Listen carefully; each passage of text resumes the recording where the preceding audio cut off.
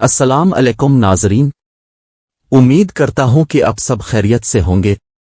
آج آپ کی خدمت میں ایک نہایت ہی دلچسپ ویڈیو کے ساتھ حاضر ہوا ہوں، لیکن اگر آپ چینل پر نئے ہیں تو چینل کو سبسکرائب کر دیں اور بیل آئیکن کے بٹن کو دبا دیں۔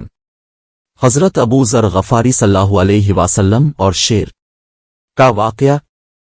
ایک دفعہ صحابی رسول حضرت ابو ذر غفاری رضی اللہ تعالیٰ عنہ خدمت رسول اکرم صلی اللہ علیہ وآلہ وسلم میں حاضر ہوئے۔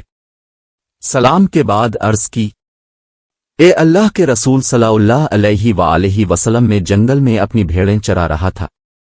جب نماز کا وقت ہوا تو میں نماز پڑھنے لگا۔ اس وقت ایک بھیڑیا آیا اور اس نے ایک بھیڑ کو اٹھا لیا۔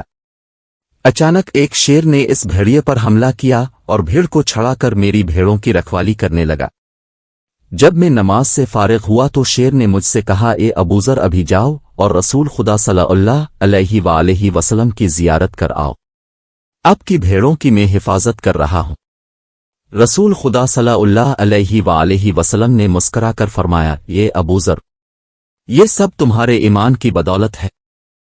اس کے بعد روایت بتاتی ہے کہ 20 منافقین نے کہا، ابو ذر ہمیں اپنی بڑائی بیان کرتا ہے، چلو آج جنگل میں جا کر ابو ذر کی بھیڑیں چراتے ہیں۔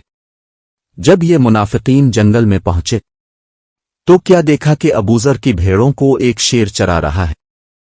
جو بھی بھیڑ ریوڑ سے الگ ہو جاتا ہے، اسے شیر ہنکار کر ریوڑ میں لے آتا ہے۔ منافقین کو دیکھ کر شیر بقدرت خدا ان سے مخاطب ہوا، اے گروہ منافقین، یہ تو ابو ذر کے ایمان اور معرفت کی بلندی ہے کہ میں اس کے ریوڑ کو چرا رہا ہوں۔